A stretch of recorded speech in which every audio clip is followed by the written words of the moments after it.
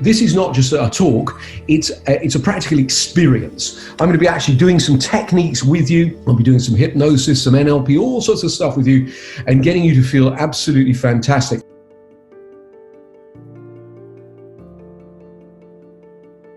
Before we start, I want you to do a quick stock take. I want you to look at what shape your life is in. So I'm going to ask you, either if you can with a bit of paper or make a note of it or just do it in your head, to look at the various areas of your life, and we're going to rate it on a scale of 1 to 10. So 1 would be bad, 10 would be great. First of all, I want you to think about your health. On a scale of 1 to 10, where is your health? That's not just physical health, that's mental health too. Scale of 1 to 10, where are your relationships? Personal and then professional.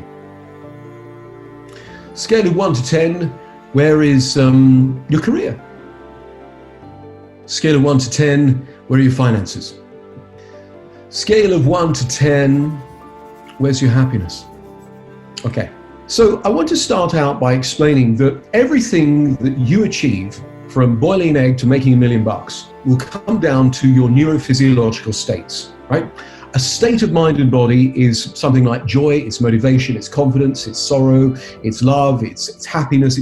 All of those are states. And the reason they're so important is they drive all of our behaviors. So everything that you achieve in the world is a result of your behaviors, the way you interact with other people in the world. And then that all comes from the brain-body state, the neurophysiological state of, if you like, mind and body. And what creates these states? Well, several things. Firstly, the movies in our mind, right? The things that we picture all day long. And so we're going to do a quick thought experiment, because it's not just what we picture, but the way we picture it. I'd like you to remember a time that you felt very good. And if it helps, close your eyes if it's safe and appropriate to do so. If not, you can do it with your eyes open. I want you to remember a time that you felt very good. Maybe you've just fallen in love. Maybe you were laughing with friends. Maybe you're on vacation, relaxing, or something like that. Or maybe you just really achieved something. A time that you felt good, and I'd like you to return to it like you're back there again now. See what you saw, hear what you heard, and feel how good you felt. Make the colors rich, bright, and bold. Make the sounds loud and crisp. And notice what that does to the feelings.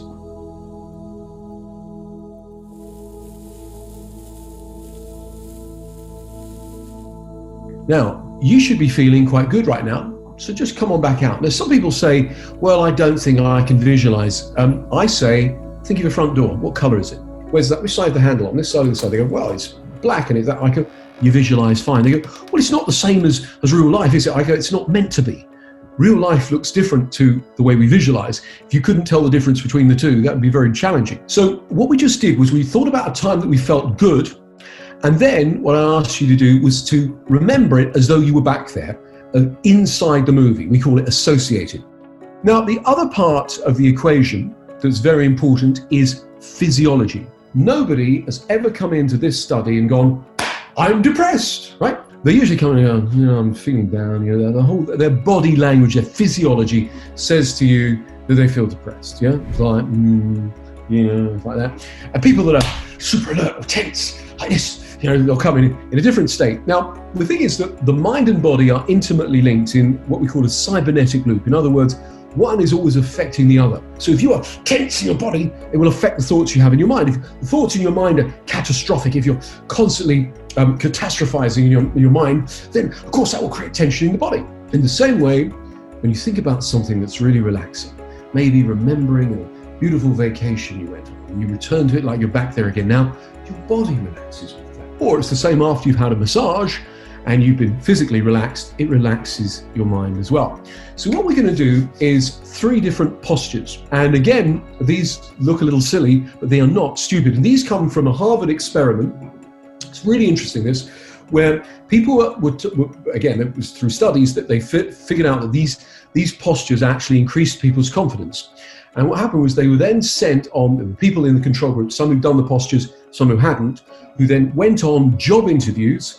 And the ones that had done the postures before the interviews did significantly better. It's by a researcher called Cuddy, if anyone wants to look it up. Now, the 3 postures that you hold. And by the way, you might not want to do these in public.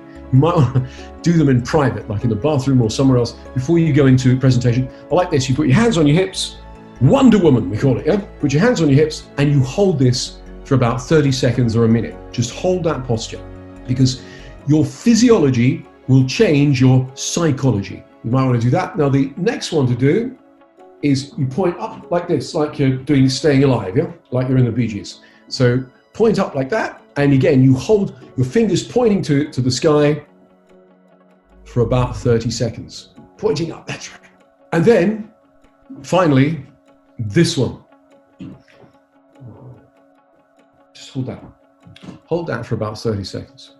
Now, you should be feeling different. I mean, a lot of people, when I suggest to them, particularly people who start with it, say, imagine there's a golden cord holding you up, yeah?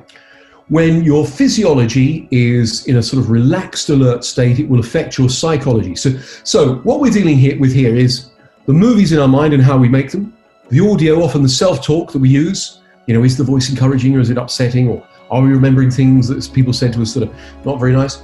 And also physiology, how we actually stand, how we breathe, how we smile. And these various components go to create a neurophysiological state. So these will create confidence, or create motivation, or create feelings of power and strength or resilience, yeah? And that affects our behaviors, which affects the results that we get in the world. I want you to think about either a traumatic event that happened or something that holds you back, a block, and get in touch with it and note it on a scale of 1 to 10. And as soon as you got the number of the level of stress or the level of block, begin stroking the side of your arms like this, close your eyes, and then clear your mind. And imagine you're walking on a beach. And I'm going to count with you now as you take each footstep in the sand. 1, 2, 3, 4, 5, 6, 7, 8, 9, 10, 11, 12, 13, 14, 15, 16, 17, 18, 19, 20. With your eyes closed, still stroking the side of your arms, move your eyes laterally to the left, and then move them laterally to the right. Laterally to the left, laterally to the right. Laterally to the left, laterally to the right. Laterally to the left, laterally to the right. Eyes to the left, eyes to the right. Eyes to the left, eyes to the right. Now, still stroking the side of your arms, I want you to remember a time that you were laughing with friends. Return to it like you're back there again now. A time when you were laughing, you're having really good fun. Maybe someone had told a joke or something funny had happened, or you were watching a movie you liked or something like that. But a time you laughed. And return to it like you're back there again now. See what you saw. Hear what you heard. Feel how good you felt all the time while you are stroking the side of your arms. That's right, good. That's it, remember it now. And then move your eyes laterally to the left, your eyes to the right. Eyes to the left, eyes to the right. Eyes to the left, eyes to the right. Eyes to the left, eyes to the right. And then I'd like you to imagine that you're walking on a summer's day through a beautiful garden. With each footstep we take in the grass now, I'm going to count out loud. 1, 2, 3, 4, 5, 6, 7, 8, 9, 10. And then just move your eyes to the left, your eyes to the right, eyes to the left, eyes to the right, eyes to the left, eyes to the right, and then stop. And then I want you to take a reading again. On a scale of 1 to 10, where's the stress? You should have a number that's lower than what you started with. In fact, many people will have it significantly lower. What you need to do, if it hasn't moved it enough yet, if it's still, so when Caroline did it, it was about a 50% reduction. She went from a 9 to a 5, a 5 to a 1, yeah? So you just do it several times.